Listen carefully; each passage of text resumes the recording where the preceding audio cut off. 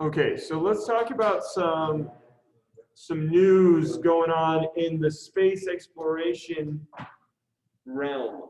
All right, a realm, the dare I say, the empire of space exploration, the Royal Republic of space exploration. Anyway, so has anyone heard anything about space exploration that was interesting the past few days? Trent? I want to talk about something with Mars. Wasn't like some weird like helicopter thing in space, or Some weird helicopter thing in space. I think that's the most accurate description I could have asked for. Yes. You should go work on for NASA. Yeah. don't work on that. Don't work for it. Okay. This is Ingenuity, a four-bladed counter-rotational helicopter sitting on the surface of Mars. It looks ugly. It's got its little. I love its little cute solar panel. I'm hoping a little cute something. It's got a little cute solar panel on top. I'm hoping that this wasn't like this was a discovery, or did he launch this? This has just been sitting on the surface of Mars for several billion years. We found this thing on Mars and we didn't send it there. No, we definitely sent it. Philip is upset. So this is Ingenuity. It is a little helicopter that rode along on the way to Mars with the Perseverance rover. Mr. Croshaw at work. Whoa. Oh, it did? After like a really long time at work. Like literally, like it's been a couple of years. Okay, so this is Ingenuity on the bottom of Perseverance. And the way that it deployed, let me find a video of it. Should we be taking over? I mean, you can if you want. You don't have to. I just think you'll remember stuff better. Yeah. Okay, so let me show you the deployment sequence. It's pretty fascinating. New tab. What's the main purpose? So here's how it deploys, right? So it's underneath. There's a little arm that grabs it, or sorry, it's attached to the top, and then it swings down, and then it deploys its little legs, and then gets set down by the rover, and the rover drives away. Why did they do this? Why did they do this? Well, because they could.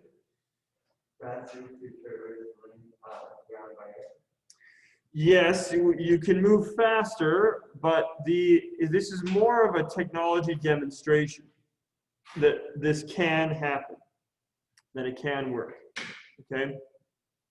So is the main purpose just to demonstrate like a proof of concept kind of thing? Proof of concept that you can fly a rotor aircraft on Mars. Okay, that you can fly a rotor aircraft on Mars. So this, oh wow, that is very small. Can I get a bigger GIF? Por favor. So early yesterday morning, and when I say early, I mean early, because these people are on Mars time, which Mars has a 24-hour and 38-minute day. So every Earth day, it slips a little bit more, a little bit more, a little bit more. All right, let's see here. Does this one work better? Does it have also download movements? Yeah. Okay, so I cannot find any GIFs. So we might just have to pull some videos up of this. But let me show you.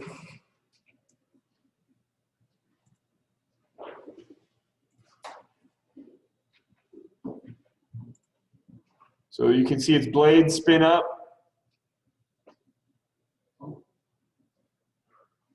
And obviously this video was captured by the rover. The rover turned around and was watching Ingenuity as it did its little hover. So it does a hover, right? It's going side to side a little bit, and then you'll see it rotate. So it's like a drone. Yeah, it's a drone. That's pretty cool. And it comes back down. Okay, that was the first rotor-based or like propeller-based flight on another planet. How much power is that? So it takes quite a bit of power from the battery. It can only fly for a few seconds at a time because those blades, those propeller blades, have to be going insanely fast. Because the Martian atmosphere is so thin that in order to generate enough thrust to lift, you have to have an extreme amount of speed on those blades to catch enough air. Okay, but this is a pretty big deal. First rotor-based flight on another planet. Okay, Ingenuity, little four-bladed counter-rotational helicopter drone that humans built here on Earth, sent several 100 million kilometers away, landed on the surface of Mars, and did a little hop flight thing for a few seconds.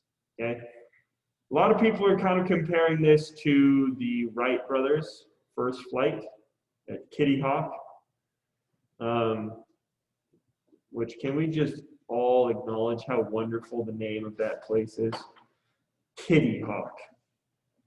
Makes me think of a very cute little fuzzy, like flying creature. Anyway, so that's the flight of Ingenuity on the surface of Mars. Any questions on that? Any questions on how that worked? Yesterday morning. I saw a video about this on YouTube.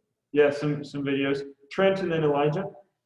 How are we planning to use this like team? So at first I was under the impression, and I was wrong, that this would be like a little scout vehicle that could go and help the Perseverance rover kind of plan its route across the ground. It really is just a demonstration that we can do this. We wanted to know if we could fly something on Mars using propellers. Turns out we can. What? Can't do this on the moon. There's no atmosphere on the moon. Well, there's no usable atmosphere.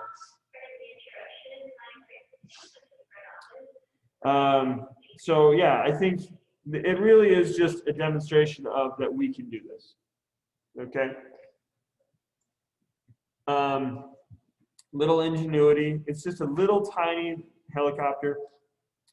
Remember that Perseverance, the rover, Perseverance is about the same size as an average SUV.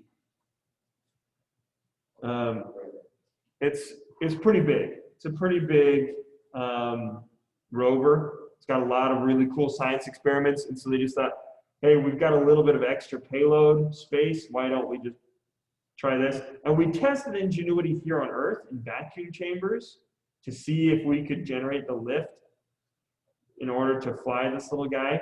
And so they'd put Ingenuity, the actual flight Ingenuity, and they would pump out almost all of the air, leaving only 1% of atmospheric pressure here on Earth, which is the same atmospheric pressure on the surface of Mars. And they did some test flights, and they were able to do it. This is real aerospace engineering. Yeah, this is really cool stuff. Okay, Elijah and then Philip. Well, I was just wondering what the applications of something like this might be. So in the future, we could use we could use drones like this to cover larger areas. We could also use it to we could also use aircraft on Mars to transport people. More than likely, it would probably be a blimp/plane design that used a really light gas in the blimp, and then some sort of propellers with some airfoils to try and generate enough lift. But you could transport things from like landing site to landing site using flight. But right now, I mean, we could use flight similarly to how we use flight here on Earth. On Mars, it's just the technical challenges of making something that can fly on Mars because of how thin the atmosphere is. Right. So it'd be more difficult to deliver a pizza. Yes, much more difficult. But it would be easier than trying to drive something across the surface. The surface is very rocky and rough. There's no roads. So that's a pretty big deal. Yeah. Philip, you had a question? Flight doesn't work on Mars, right? The plane flight? So we could use a kind of plane. It would have to have a really wide wingspan. It would have to be very light, and it would have to be going quite fast in order to generate lift. Yeah, I mean, it's just a technical challenge, just a technology challenge. But we can do it. It's just a question of whether or not, you know, we find something better to do rather than flying. Any other questions before we move on to the next items? Here's Perseverance. So that's the size of like an SUV. Yeah. Yep. It's about an SUV size. Kind of a small SUV. Think like a Nissan Rogue or like a Jeep Compass, something like that. Hopefully, someone standing next to it for comparison. Here you go. Philip's down to stand next to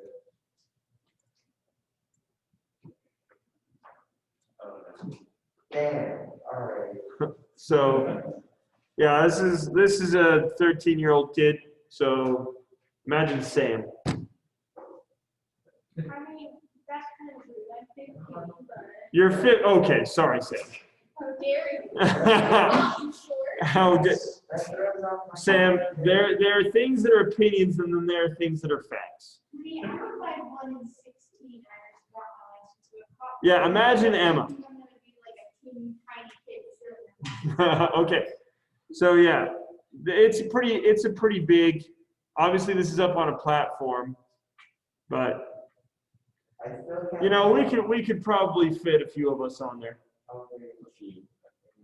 Okay, it also weighs like 3 tons. 3 times? Yeah. So, Yeah. if we're trying to compare this to that curveball, would we have to make a payload like section? Where would we store this guy? How would we store this guy? How do you store it? Yeah, for launch. Well, it would need to be in an aeroshell that was inside of a payload fairing, right? Because the aeroshell is needed to enter the Martian atmosphere.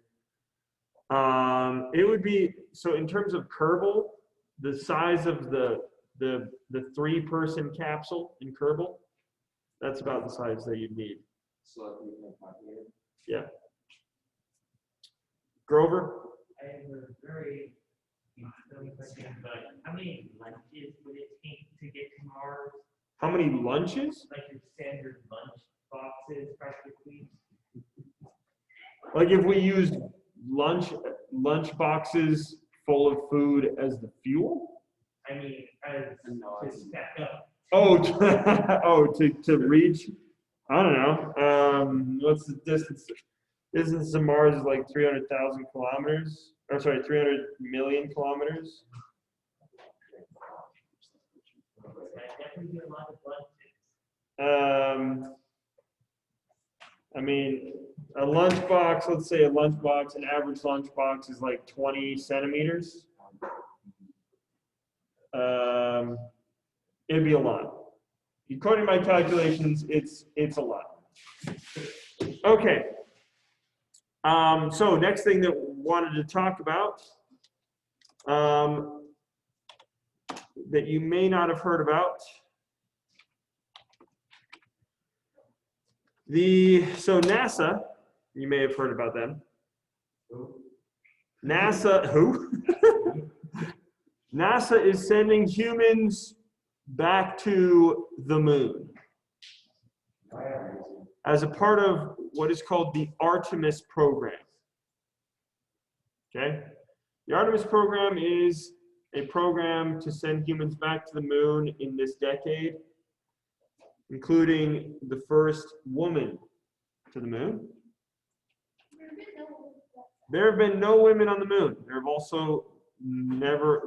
also not been any people of color. All of the 12 humans to set foot on the moon, and in fact, all 24 of the humans to go to the moon and orbit the moon, were all white, middle-aged men.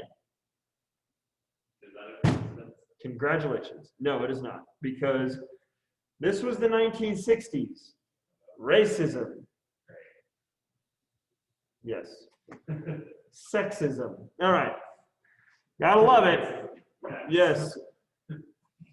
If you want to research something really interesting, check out the Mercury 11. There were 11 female pilots that petitioned NASA to be astronauts. It's really, really interesting. And they were all just as qualified as the male astronauts. And they totally could have done it. But NASA, again, sexism. Well, it wasn't just NASA. It was really just kind of the United States in the 60s. All right, way to go. All right, so we're going back to the moon. NASA has selected, so there were 3 companies that, that were bidding for a spot to make the landing system to land humans on the moon again. Those 3 companies were Dynetics, SpaceX, and the national team, which was made up of Blue Origin, Lockheed Martin, Northrop Grumman, and Draper. Wait, what's the commercial? What's their? Dynetics. So Dynetics is a spaceflight company. They're based out of Washington, D.C. They generally make rocket propulsion for like missiles and stuff. Okay, so these were the 3 that bid to try and get the NASA contract to build human landing systems.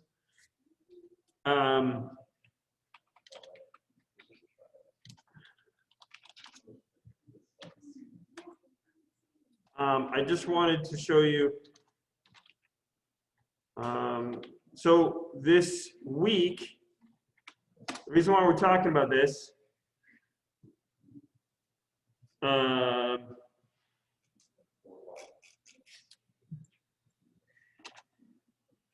reason why we're talking about this is because NASA just announced the winner of this contract. The contract is worth like $2 billion to develop this spacecraft. And it's pretty fascinating. All right, so here's a picture of all 3 of them side by side, but this doesn't really show their actual sizes. Let me show you what they actually would look like side by side.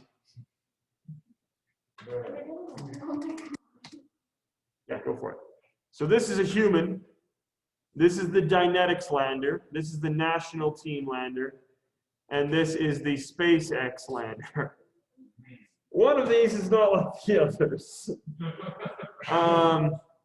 He tells you on Space Starship. This is a lunar landing version of the Starship by SpaceX. And I still have not told you who NASA chose for this contract. So I wanted you to compare them. On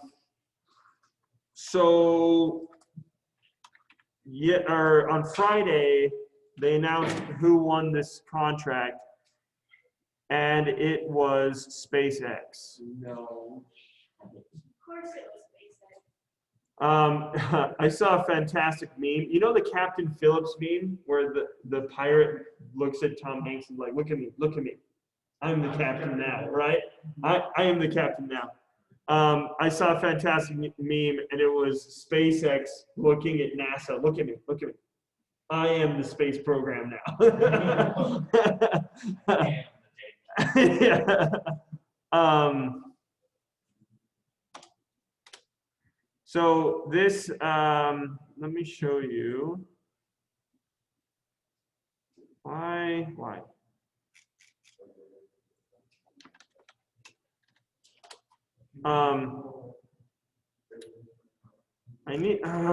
I'm frustrated by this.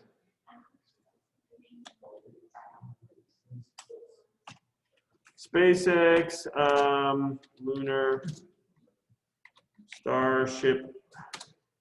There we go. Okay, so this is the newest, gosh dang it. Here we go. This is the newest image or newest design of the Lunar Starship. Again, these are people. It's comically large. Yeah, the crew hatch is all the way up here. So they've got they have designed they've designed an elevator to go up and down. There's some questions about what if the elevator breaks. I think that they might be incorporating a hand crank. Yeah, can you imagine trying to crank yourself up to the? This is 35 meters off the ground. Maybe. Yes, Grover. looks like, hey, I heard this to say it looks like someone takes a little too much providing tomorrow. Yes. So this is the next human landing system to put people on the moon. Oh yes, yeah. Humans are definitely going to colonize the moon in the future. It's actually probably one of the easier places to colonize because it's just so close to Earth. Yeah, I think it is just funny. It is comically large. Like, look at this. Look at how small they are. And there's a little rover here too. These people, man. Anyway, it's gonna have a whole bunch of internal what? Oh. Yeah, it is. Let's see here. 0668. Yep. Okay. The nerve of some people. Anyway, so this is yeah, this is the design. The goal is to have people on the surface of the moon by 2025. We have to sell our 25-year business to buy a ticket. 20. You probably won't be able to buy a ticket right now. No, in the year. In the year 2025, will you need to sell your business to buy a ticket? Again, you probably won't be able to buy a ticket for a while, even after 2025, because these are going to be NASA astronauts. Yeah. Grover? How long does it take to become an astronaut? How long does it take to become an astronaut? Well, for you, you would have to, okay, so you need to graduate high school, which is in 3 years. 3 years. Then you need to get a master's degree, which will take you at least 6 years. And then, and that has to be in science or engineering, by the way. And then you need to get 10,000 hours of flight experience time, or 5,000 hours, something like that, of flight experience. You need to be scuba trained, and you need to be, I think that's it, in fantastic physical shape. So I'd say at least for you, just because of your age, it would take probably at least 12 years. Maybe 2 months. Yeah. Thank you, Dad. Actually, like a lot of my life, I want to be pilot, Okay. and also, so I would like to take scuba lessons. Yes. And like you want to have to bring like engineering or something. Right. And also, I'll get eventually like really fit. I'll do it. So I guess I should become an astronaut. Do it. Do it. Okay. So this is the news going on right now in space flight. So pretty cool. Just wanted to share that all with you. Are you serious? And that's the end of the video. Okay, bye.